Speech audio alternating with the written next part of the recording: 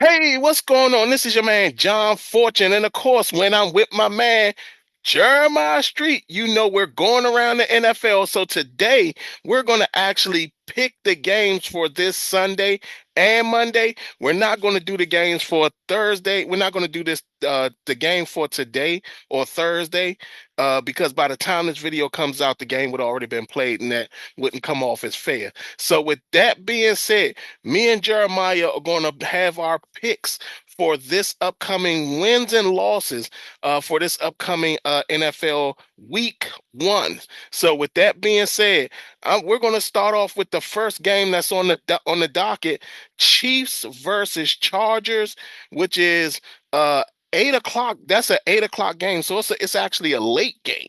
So, what is your thoughts on the Chiefs Chargers, and who you got winning the game? This game was kind of like a pick me until I realized the game was in Brazil. The game was in Brazil, so because it looks like a Chargers game, like a Chargers home game. But I say Justin Herbert's probably going to throw a pick. Patrick Mahomes, he's probably going to show up, and it's going to be good. So KC is going to take it. Yeah, I got. Oh, go ahead. No, that's it. Okay, yeah, I got the Chiefs as well. I don't think that I don't think the Chargers will be ready to really implement that running game style that they want to do. And the thing about it is that they'll be playing into the hands of what to me is arguably one of the best thumping linebackers in Nick Bolton. So if you're going to run that ball, you're going to run into him, and that's going to play to their advantage. So for that, I had the Chiefs.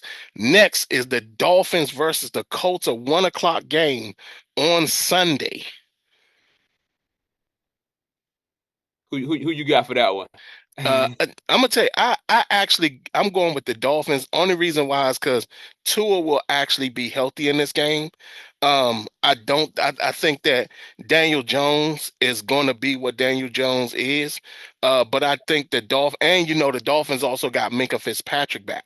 So Yeah. I think that Daniel Jones is going to play into the hands of that secondary. And we're going to also see, again, Tua. Everybody's going to be hyped initially for Miami like they always are, not understanding that the expectation of Tua playing through the whole season isn't going to be there. Who do you have? For that one, actually went with the Colts. I went with the Colts. I went with the Colts on this one because I think what they're going to try to do is instead of putting the ball in Daniel Jones' hand, they're going to tote that rock a lot, and that's going to keep the offense off the field for the Dolphins. Okay, keep Tua, you know what I mean. So I went with the Colts on that one. Okay, all right. The next game I got is the Steelers Jets. Who do you have in that game? This is going to be one of those games where I look at it's got to be the Steelers for me. Mainly because you got a new coaching staff over there in New York. You got what was the defense coordinator? Steve Wilkes as defense coordinator over there. The head coach is a defensive strong minded person. But so is Mike Tomlin. But the main difference is that Mike Tomlin had Justin Fields last year. Right. Yeah, right. Justin Fields last year. So he got a good idea on pretty much on what plays works against him. You know what I'm saying? What works for him. So I believe with that new revamped secondary for the Steelers, I believe they'll get it done. It's gonna be a defensive game though. I agree about the defensive game. I'm gonna give it to the Jets. Okay. I know they don't have Elijah Vera Tucker on that team. But I just feel that with the Steelers putting their receiver, I guess, future in the hands of DK Metcalf, going up against Sauce Gardner, he's going to take them out the game. What are they going to do now? Because I don't see a way that offense gets any type of traction, not only against that really solid Jets defense, but the scheme that Aaron Glenn and Steve Wilkes will be implementing. They love that attacking style. Mm-hmm. It's hard for me to believe that the Steelers, with 40-something Aaron Rodgers, especially with Sauce locking down DK, it's hard for me to believe that the Steelers is going to do anything offensively. So I'm going with the Jets. right. Next is your boys, a 1 o'clock game on Sunday, the Panthers versus the Jags. I mean, and I gotta see, are you going to be a fan, or are you going to sit up there and really come from a different standpoint? Hey, listen. So this is what I'm gonna do. I'm gonna be a fan, and but I'm gonna give you some behind it. So I'm definitely gonna go to Panthers. Mhm. Um, Mainly because honestly, I don't know. I really don't trust. I trust Bryce Young more than what I trust Trevor Lawrence at this Okay. point. There's he'll find some way to lose the game. He will. My biggest worry about the game, because considers my team, is more of the rushing attack. Right. Of course they're going to get stuff in the air, but I don't know how the defense is actually going to work with that. And but I believe with that step forward that Bryce Young took at the end of the year, Hmm. I am looking forward to him starting the end this year the way he did the end of last year. If he's Okay. able to do that, he can do that with, because we got Hunter Renfro back. Hunter Renfro is our slot now, and Okay. then we got Ted on the outside, Ted and Xavier on the outside. So I'm looking for him to make things happen on that side of the ball. Um, I'm actually with you. I actually got the Panthers. I feel that the Panthers secondary will be a problem for Trevor Lawrence. I don't think he'll feel comfortable. I think we Yep. will see Travis Hunter do a lot. They're going to Mhm. try to implement him a lot in this game because they're going to want some type of spark. But I don't see with the secondary that you guys have that the Trevor Lawrence and the offense will be good. I will say we'll see what they do against the run, even though y'all was solid against the run, kind of solid against the run. But again, that's one of these situations where with the Panthers, the Jags do have a strong running game with Bagley.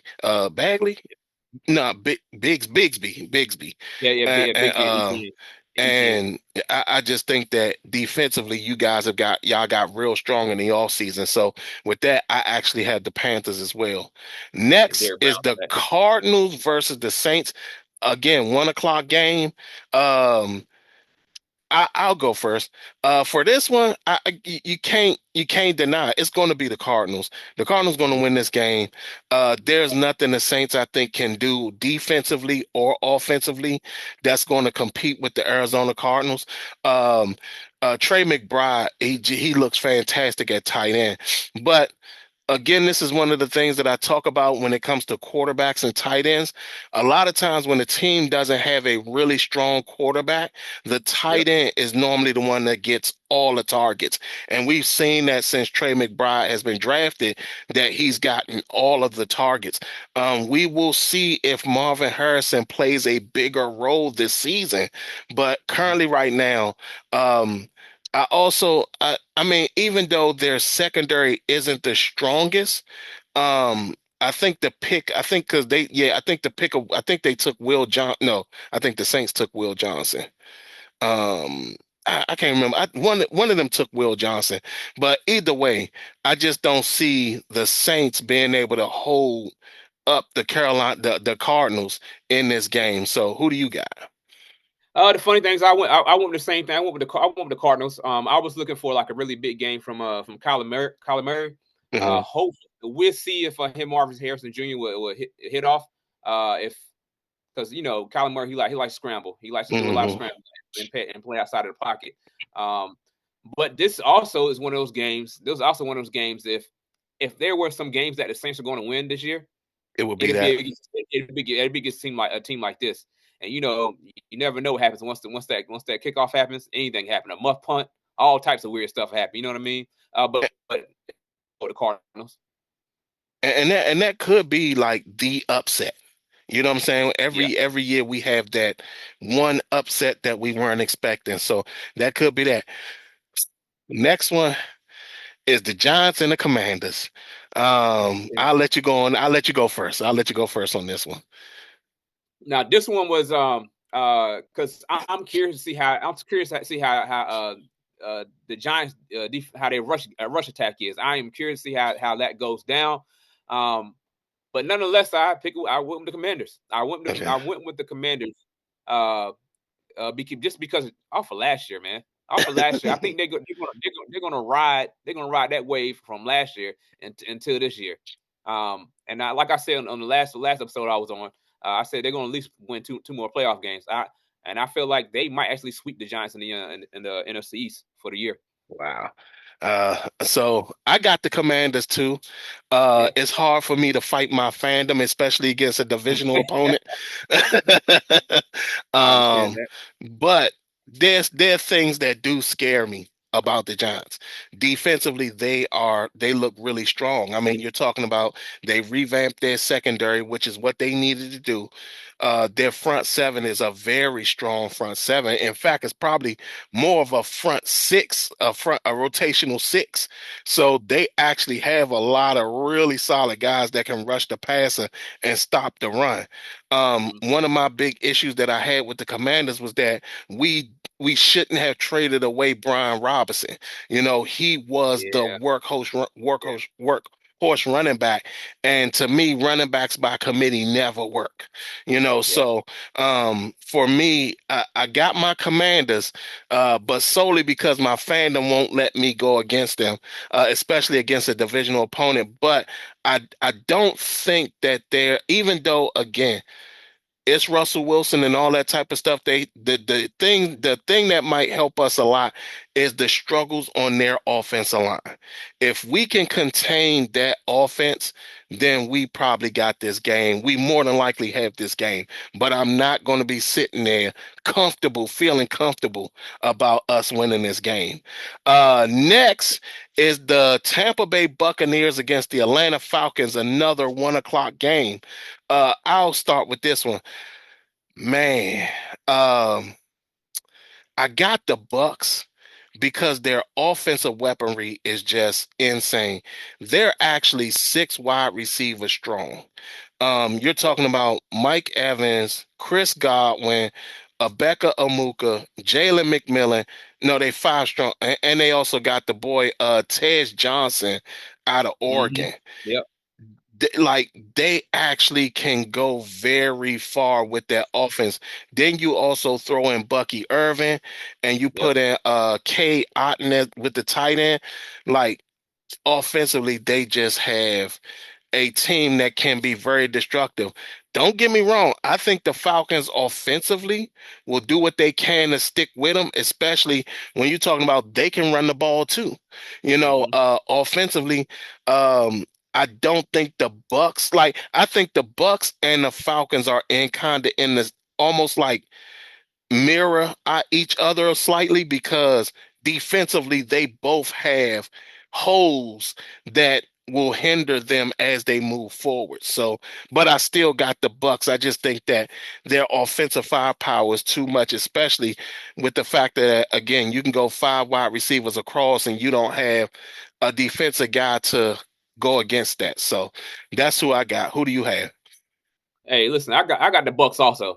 Uh, Really, I got the Bucks. I feel like Baker's about to roast the entire secondary. I feel I feel like I feel like he's literally about to roast the Atlanta secondary. And the thing is, Atlanta did make some improvements in the offseason for the defense, but mm, they were still in the bottom tier of the league in defense, like overall right, defense. right, right. I watched them last year when they had a playoff game, not a playoff game, but if they win, they got a chance to make it to the playoffs. And I watched them let Carolina put over 40 points. You know what I'm saying? Yeah, In one yeah, game, Bryce had 5 touchdowns. You right. know, the defense didn't help them none. So in order for them to win that game, Michael Penix, he's going to have a Joe Burrow type of game. He's going to Oh, be up against the defense. He's going to have those type of games. Other than that, I don't see it. okay. That's a big one. Next we got the Cincinnati Bengals versus the Cleveland Browns. This is the game where I can kind of see the upset happen. Yep. Um, and the Bengals end up losing in the first game of the season like they normally do. Um, but I am picking the Bengals. Well, it's kind of tough for me because defensively, the Bengals worry me a lot. Offensively, the Browns are better than the Bengals are defensively. Right. The hell with it. I'm going with the Browns. I just think that this is the game that is going to be the upset special.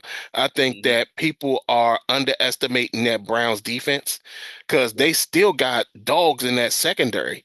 I think Denzel Ward may not be playing, from my understanding, but I don't see anybody on that offensive line being able to stop a Myles Garrett. I just don't see it, and it's hard for me to see even offensively, when you think about Cedric Tillman and Jerry Judy, I don't really see anybody on Cincinnati other than Cam Taylor Britt, who's the Yep. only guy. I don't see them being able to stop the Cleveland Browns offensively with a Joe Flacco who may or may not be a little bit more accurate than the guys that are backing him up. So again, I think this is my upset, the Browns over the Bengals. Yeah, this is the one game I had a hard time picking. I had a hard time picking just because of just the points you already made with how they start this out, the Bengals start the season, Mm, and then the Browns offense. But they got Joe Flacco at the helm, so it could be a toss up game with Joe Flacco because he uh, could have a great game. But I tell you what, if he's getting time in that pocket, it's over. I could see the Browns winning. But nonetheless, I picked the Bengals to win it because it's at some point something's got to change with them losing those first one or two games throughout this at the beginning of the season. At some Right. point, probably not this year. I mean, I Yeah. could be wrong. Hey, Yeah, no, no, no. I agree with you. I mean, at some point it's going to have to change. Next, we got the yeah. Raiders and the Patriots. Again, 1 o'clock game. Who do you have? And, Mhm. and that's actually a surprise. So they must be playing in New England for it to be a one Yeah, they o'clock got. game. Yeah, they are. They are. Okay. So, who do you have? Oh man, this was more easier for me. Even though Pete Carroll's the energizer over there, the Raiders now, I went with the Patriots there. It's one that's a home game. Drake May's looking to improve from last year. They made some big acquisitions off during the off season. I'm looking for Mike Vrabel to make something happen, but we'll see. I am.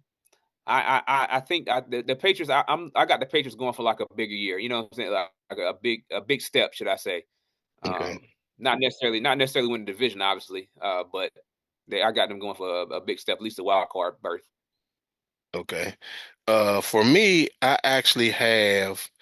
um I actually have I got the Patriots too. The reason why all around they're just a more complete team right now. Yeah, I don't think the Raiders are fully ready, even though again Pete Carroll does have that history of turning a team around in 1 year. He does it every single place he goes. that's So true. like I said, just all around team, the Patriots are a better all around team than the Raiders. So for that, I am going to go with the Patriots. Um, I don't know what they'll do defensively. I don't know what the Patriots will do offensively, but I'm not certain if the Raiders can keep up with them. So yeah, I'm definitely going with the Patriots. Next is the 49ers and the Seahawks 4 o'clock game. Who do you have? Man, I'm going with the 12th man on this one. I'm going with the Yeah. 12th man on this one. Going with the Seahawks on this one. You know, anything. I'm not so convinced with the 49ers making a big comeback just because they got a lot of their pieces back from injury from last year. But you got Sam Donald, you got Cooper Cup over there, and you got some new moves that some more moves that they made. But also, I've been in that stadium. This is at Seattle, right? Yeah, this is Yep, at Seattle. I think it's at Uh, Seattle. this is at Seattle. I've been in Yep, that stadium. I've been in yeah, that stadium. Once they start winning, and that crowd noise gets pretty loud in there. But the one thing the 49ers do have, the one thing they do have that most NFL franchises don't have is a good traveling team. I mean, good traveling fans. So a lot of times their fans will not necessarily outnumber the home team, but enough to keep them from making as much noise that they normally would. right. Well, Yeah. I got the Seahawks as well. I think that with uh Brandon Ayuk not being able to really not being Oh yeah. available for the first 5 games of the season, and Right. also with with the fact that them losing Debo and them not having enough offensive players when it comes down to it, I don't see how they can sit up there and be in a situation that would make it easy for them when it comes to this group. So for that, I'm definitely going to go with the 49ers in this game. It's a pretty bizarre situation, but I mean it's no way of getting around it because you know they definitely uh are in a situation where I'm not certain how they're going to sit up there and go through that. So hold on. Yeah, so I definitely got the 49ers. I'm gonna just keep going because I don't know what's going on with my camera right now. Oh, there you go. Next is the Titans and the Broncos. Who do you have in this game? Now this was an easy pick for me. Also, this is I went Broncos. The Broncos know what they have. They got a defense and they got an offense. Sean Payton's at the helm. Sean Payton's at the helm. They got a second year quarterback that actually played within Bo Nix that played pretty well last year. I'm not. I won't be surprised if they have a big year this year because they pretty much they got all the components that they need to make a good playoff run. Yeah, I for me, I actually got the Broncos as well. I don't think that Cam will be fully ready in time for that, and that I think that he will have a situation where he'll be struggling a little bit, especially when you're talking about the Patrick Surtain and Jade Byrne. You know, he's gonna have a problem with that secondary. Hufanga is they added Hufanga in the all season. Dre Greenlaw is there. They have a very, very tough team to deal with. So it'll be hard for them to sit up there and really become a solid team or do anything that will make any type of sense without them struggling, especially when you're talking about them being in Denver and that air up there. So with that, I got Denver as well. Next is the Lions and the Packers. They're in Lambeau. Okay, so with that one, I I went the Packers. The reason why I went the Packers this time around, not to say that Detroit isn't going to get it together. It's mainly because they have a new offensive coordinator, new defensive coordinator, and the Packers are good. And then they picked up Micah Parsons, so that made my pick a little bit easier. But they got the home game, they got the more experienced thing. It's going to take some time for those play calls in Detroit to get right, and that may cost them a game or two throughout the season. And I believe this is going to be one of the games is going to cost them. Like I Okay. said, Okay. Um, so you're going Packers. yeah, I went Packers. Okay. I'm going Packers as well. I told y'all, I'm convinced. I think that people think that the lines are going to be better. I think that losing those coordinators, especially those two guys who've been there the entire time, Yep. they also lost Frank Ragnow and they lost Colton Davis, who was a very strong corner. I don't see them being able to get past the Packers. I think Mm, that the Pack will show that they deserve to be on top of the NFC North, and that's going to be a very hard thing to see the lines. I don't think they'll struggle a lot, but I do think that they'll have problems. So yeah, I got the Packers as well. We're down mhm. to the last three games. Oh yeah. Texans versus the Rams. Who do you have in that game? Tough matchup. Uh, Out the gate for the Texans, but I went to Texans anyways. I went to Texans mainly because of their defense, and it's not just because Mm, of their defense. It's also because Matt Stafford ain't really been playing. right. So since Right. Matt Stafford ain't been playing, I know he's been in the league forever. He's been in the league forever now. We getting closer to 20 years. But so I know he knows how to. He ain't forgot how to play football. It's just the fact of the matter is he hasn't been out there, and this is going to be a low scoring game. It's 100% going to be a low scoring game because the offensive line for the Texans isn't that great. So CJ Stroud going to have to pull out some magic, and who knows, maybe Texans have to score a defensive touchdown to get this win. That's crazy that you said that. I actually went with the Texans too, mainly because of their corners. Derek Yeah. Stingley, Kwame Yep. Lassiter. There's no way you telling me Puka Nakua and Devontae. the Devontae Adams won't be struggling against them two guys. And Derek Stingley is like, as much as people talk about Sauce, they don't talk about Derek Stingley the same way. Even when they talk about Patrick Surtain, they don't talk about Derek Stingley the same way. Derek Stingley shuts people down. And I Mm-hmm. mean, to the point at where they're completely eliminated from the game. And Kwame Lassiter, who was pretty much underappreciated rookie coming out of college, he's one that's shown that, he's very dominant. Then you add in Will Anderson and all that. I agree with you. I do feel that this is going to be like a massive defensive game. We will see the Texans and the Rams young defenses go toe to toe with each other, and that's Yep. going to be something big. We might see both defenses score in this game. So yeah, I got the Texans as well. This is one, man. This is going to be a crazy one. Ravens Bills. This is the first. It's the second. Well, they're both at 8 o'clock, but it's Mm-hmm. one of the 8 o'clock games. The Ravens versus the Bills at 8:20 on Sunday night. Oh no, no, no. It's the Sunday night game. Okay, Night. Yep. yeah. So you got the Ravens and the Bills. Who do you have in this game? Hey, this all right rematch from last year. You know, rematch from last year, but I am going with the Ravens. I'm Okay. going with the Ravens. Uh, we seen what Josh Allen can do. He got the offensive line. They're at home. Um, but I feel like it's time for Lamar Jackson to get over the hump. This is just me going with it's a heart sale. This is just all heart. I'm a fan of Lamar Jackson. I just need him to get over the hump for this. So because this is actually a pick'em game. This is one of those pick'em games that it can literally go any way. It doesn't matter. It doesn't matter who has who, what secondary is better, what secondary, what offensive line better. Well, you know what I mean. But I went with the Ravens. That was just a heart pick.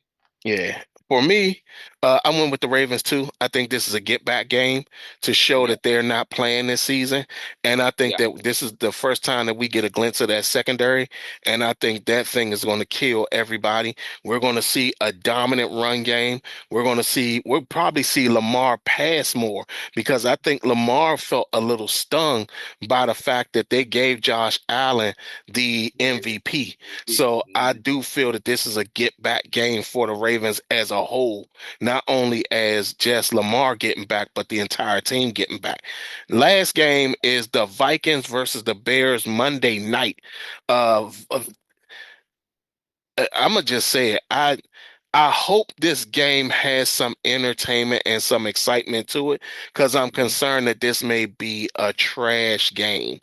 Um, and that really does worry me. So in this one, I'm going to go Bears.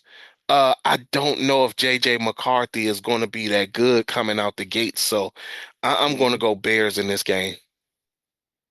I also went Bears too. You know, bear down. That's what they always say, bear down. But you know, I went down. I went because I'm looking at Caleb Williams to have a decent game. I did his last preseason game, that the last one I saw. He actually had a good outing there. Mhm. Not the first one. That first one was terrible, but that last one he had was pretty good. You can tell that if their new head coach, if he's able to get with that program from Detroit, I think Right. they'll be fine. Okay. All right. So those are all the games Jeremiah and I picked. Y'all can go back and go to choose your own things. Jeremiah, what parlays, because Jeremiah's the bet guy, what parlay did you make for this upcoming week? All right, so this week in this parlay that's coming up, this is something that we kind of discussed in the middle of making our picks. All right, so the over and under for the Jets and Steelers is 38.5, and also you can bet the money line. So I made the bet of going with the money line went with the Steelers because I feel like that's almost just about as guaranteed a pick that you can get with that. But Remember, the more lines, the more legs that you pick up, the chances of you winning, it goes significantly down. So, but your second one that I picked, I spoke about it earlier, the Texans versus the Rams. The over and under is 43.5. Okay. This is going to be a low scoring game, so I picked the under. So Oh under wow. 43, they're gonna score under, and mainly because the reasons I've already mentioned. The Texas defense is going to be pretty much a shutout type of defense. Mhm. So just look at that's going to be it's going to be a defensive battle. I believe so. All right. Okay. Now this is a 3-leg parlay. So hey, like I said, the more legs you pick up, the chances of the chance of you winning goes down. But hey, this is all about a guarantee I can get it. So you can pick your poison on this one. So I went with Bucky Irvin to score a touchdown. Okay. Anytime touchdown score because he receives, he can catch it out of backfield. He receives it out of backfield. He runs the ball pretty well. Remember against Atlanta Falcons. Atlanta is not good on defense. So hey, listen, and the other pick that you can go with, you can go with Christian McCaffrey. Christian Mhm. McCaffrey, he's on touch the ball a lot. The only problem is he can get injured. He can get Right. injured Right. in getting time. Me, I went with Bucky Irvin. If you hit on these 3 lines and you put about $20 up, you can get over $100 just like that. That's all you gotta do. Take the safe bet. But the more you add to it, the chances go down. All right, That's y'all. that. That was Jeremiah's parlay picks. Jeremiah's the bet guy, so again, y'all should listen to him. He knows what he's doing, and he actually gets a very big grasp on what's going on. I'm in a survivor pool. Well, I'm assisting with a survivor pool. The team I picked for the upcoming survivor pool is the Denver Broncos. I just feel that will probably be a very easy win against the Titans, especially in Denver. So, with that being said, again, check out Jeremiah and what listen to what Jeremiah's saying in his parlay picks. And like I said, in the survivor, my assisted survivor pool, I picked the Denver Broncos. Y'all tell us what y'all think. Other than that, man, this has been the frustrated fans sports show, and of course with the co-host Jeremiah Street, the betting king. And y'all tell us what y'all think. How do y'all feel about our picks? Who are you going to go with in this upcoming week? Other than that, this has been your man John Fortune along with Jeremiah Street, and this has been the Frustrated Fans Sports Show.